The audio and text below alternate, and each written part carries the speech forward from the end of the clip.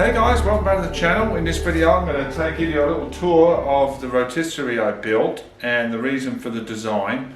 It's mainly for a small space garage. I mean, this is a regular double garage, but as I said in a previous video, we've got this awkward curve at the back side here, shortening our length, which stops me from buying a regular rotisserie that tends to stick quite a bit out at each end, and then I wouldn't be able to close the garage door.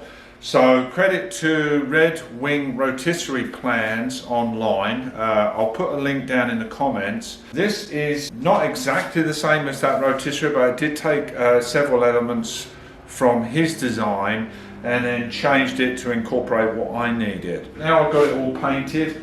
The black parts I did use a zero rust. That's it. I bought a gallon of zero rust. I'll talk about that later. It's a rust encapsulated paint, black satin. And I did the rest of the parts in orange just for a bit of fun and contrast.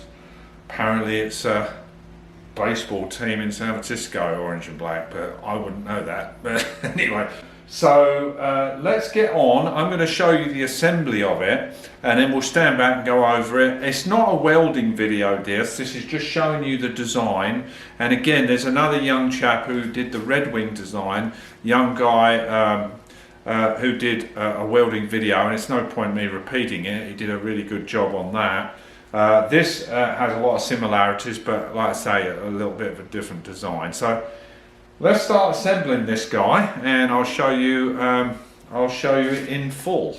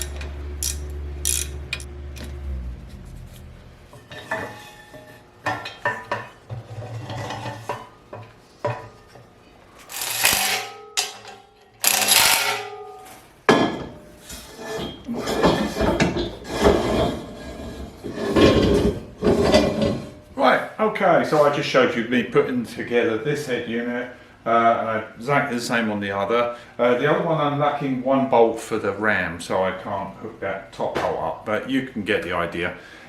So you saw me put together this head unit. Instead of it being traditionally over the T there, I've extended it to cope with this curb, and I'll show you that hooked up to the car in just a second. That little orange leg down here, that is really there to support, because obviously this is rear heavy when you're moving it around just like this, and that's to stop it from tipping over. And once it's dropped down locked, it gives a little extra stability for the stand. And these receiving plates lock onto the plates I'll show you in just a second. We've got 250 pound rated casters. There's 6 of those. We're using, this is 2-inch square tube, 3/16 sidewall for extra strength, and the large receivers are 2.5-inch square 3/16 sidewall, and we've got probably around 50 or 60 of these. I think these are 5/8 bolts with the welded on nuts, obviously captured. Obviously I'm not attached together yet. We've got a long centre bar. 2-inch square tube 3/16 sidewall to connect it all together, and I can't do that until we get our exact length measurement once it's hooked up to the car.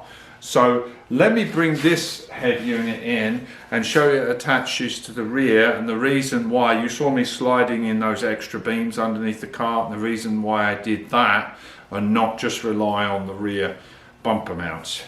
And then at the end I'll go over a few measurements for you if you wanted to try and recreate, because I think this curb tight situation is quite common in some of these garages in the US.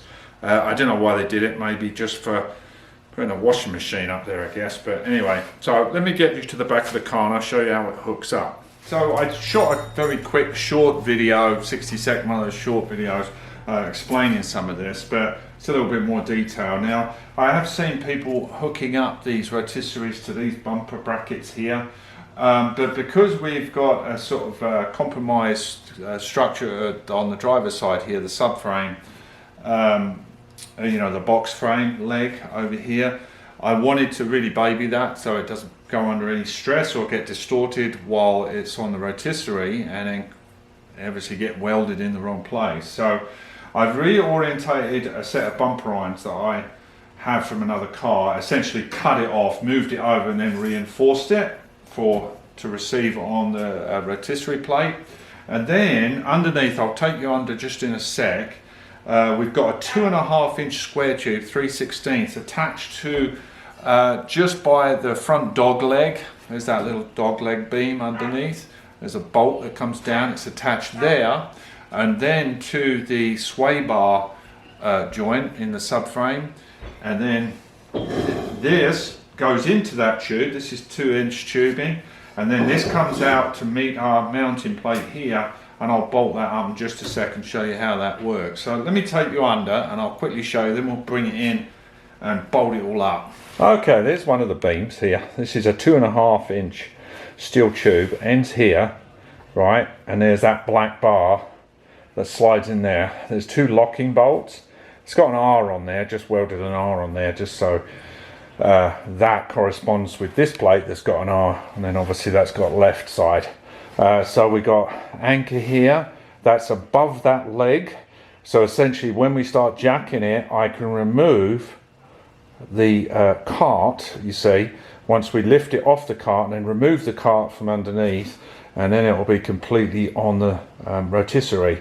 So that's it's pretty simple, a little bit of a pain in the butt doing it, but it was worth it to completely lock out this rear for the repair. So let's hook up to here and I'll show you how the rotisserie goes. So that goes like this, you see, and then we can drop it down and then lock it out. Don't need a lock, just to stop it from moving.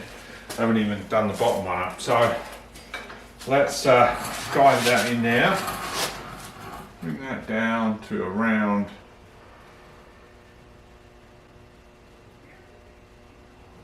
there, I think.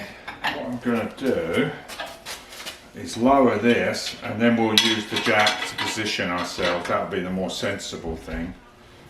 Plenty low enough. There we go, lock that out. So right now I've loosened up the head so then we can just jack this guy up.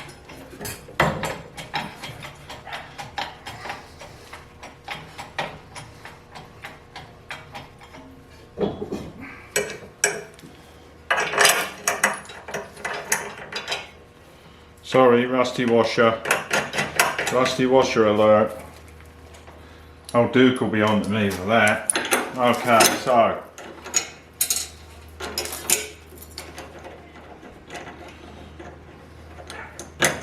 keep that loosey-goosey. And this guy, I've welded nuts on this receiving plate behind here. Let's get that in there.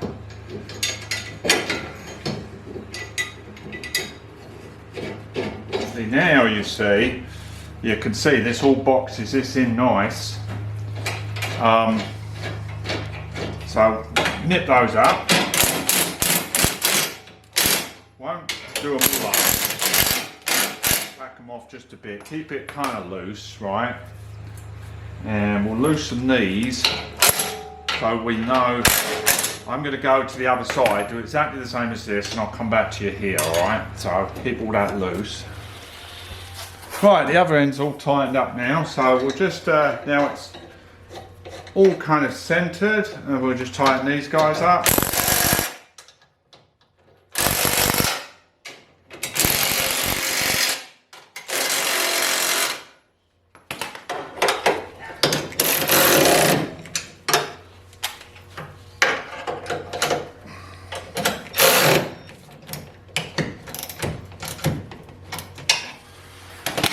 Now we can lock these under ones. That'll lock all this unit together.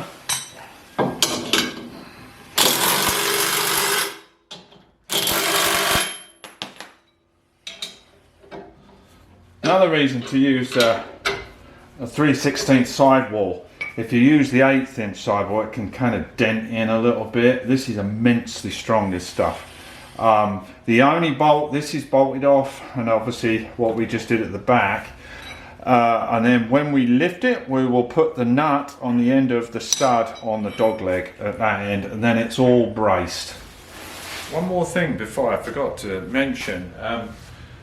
The main mast unit is extendable.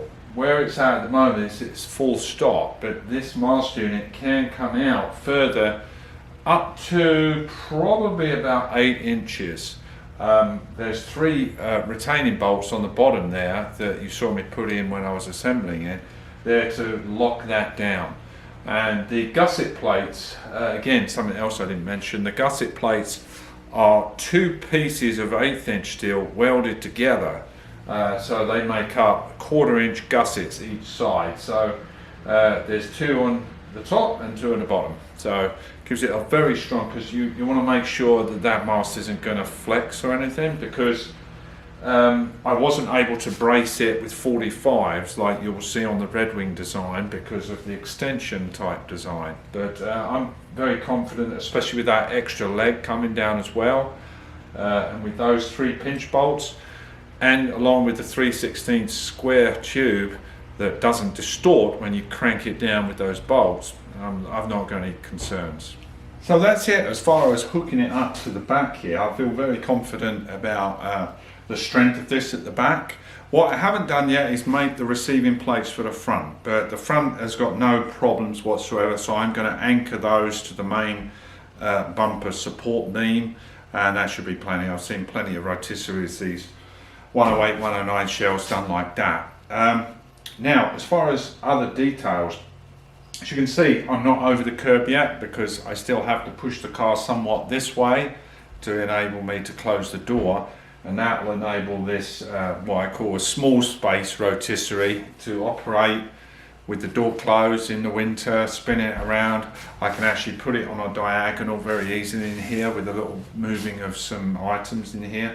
And as far as features, you might have noticed I put a little diamond plate on the casters. That's so it is easier for, you know, a foot place where you can put your foot and push, and of course who doesn't like diamond plate? Anyway, it kind of looks cool as well, that's really why I put it there. But anyway, so as far as cost, the metal, the square tube ended up costing, let's see now, well, let me tell you the quantity. It's quite a bit of metal actually to do something like this. There was 70 feet, believe it or not, 70 feet of 2-inch square tube, 3/16, 20 feet of the 2.5 inch 3/16 walled. So that's 90 feet of tubing. And if my memory serves me right, let's think, that ran me around 600, just over 600 bucks. The 2 rams, they were around $59, I believe. They're 3-ton hydraulic rams, plenty of power for this thing, because this only probably weighs about 1,200 pounds. So 3-ton ones each end.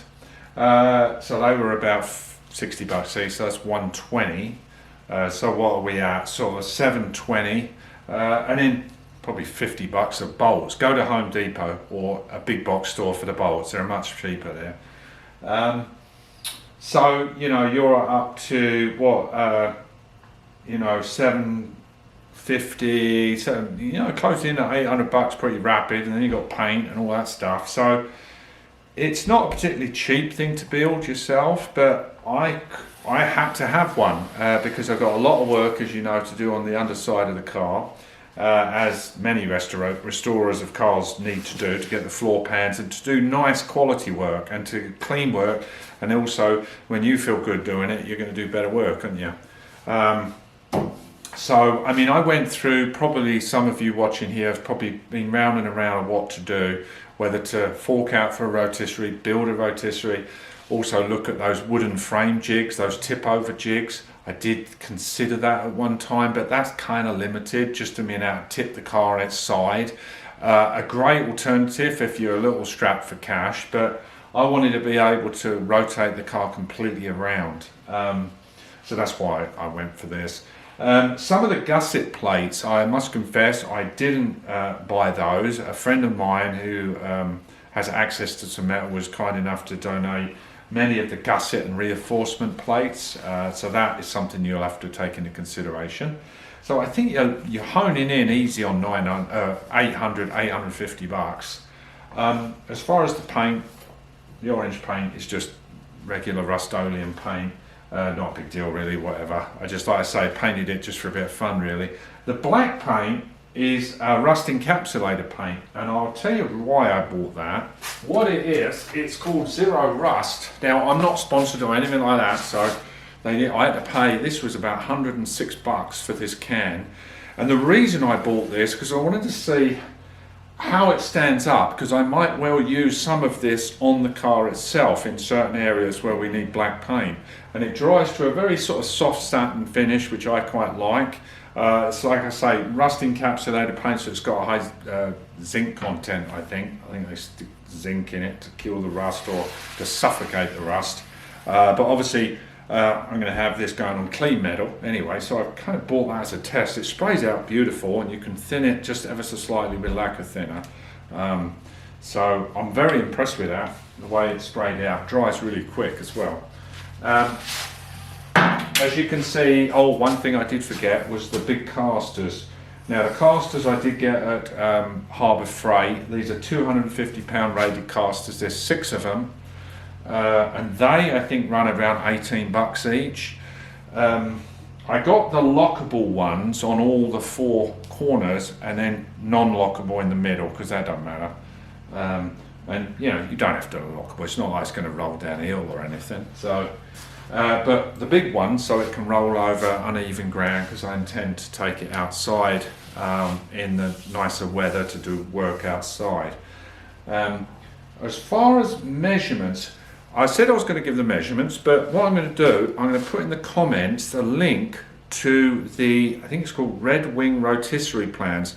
I can't for the life of me think of the guy's name, but he was kind enough to put his plans out free for the basic rotisserie this is based on. And like I say, I'm putting a link in to the young guy that made that from that plan, pretty much exactly to that plan, and he welded it up. Not necessary for you to see me welding this up. You've seen lots of those sort of videos. So go there, and as I say, I had to adapt there. So I think that is everything. We've got to, like I say, make the plates to receive at the front and measure our center connecting bar so we know the length we need. And I'm going to I'm not going to try and turn the car on my own. I'm going to make sure there's a few of my buddies are here, and I will be filming that, turning it, just for safety's sake, have someone here. But also, before we do turn it, I do have to reinforce the door apertures, because we don't want any twisting of the body or anything like that. So, camera ran out of batteries there. So I think that is all for this video. Please put down your comments in it. I'd love to hear from you. Positive, negative, I don't care, whatever. And next video up, I'm really not sure. I've been polishing the hood to the 4.5, the hood we painted just the other week. I've got a video coming up. The guy that Brian, my good friend Brian, that gave me the reinforcement plate, has got a 300 CD, a diesel, a nice coupe. It's a coupe with a sunroof as well that he's looking to sell.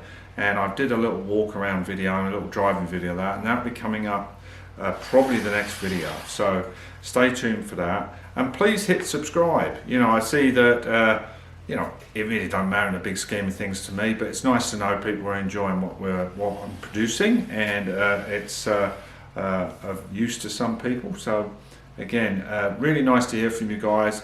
I try and answer as many comments as possible. So that's about it for me. I'm going to have a beer and put my feet up. All right, have a good one. See you next one. Take care. Bye bye.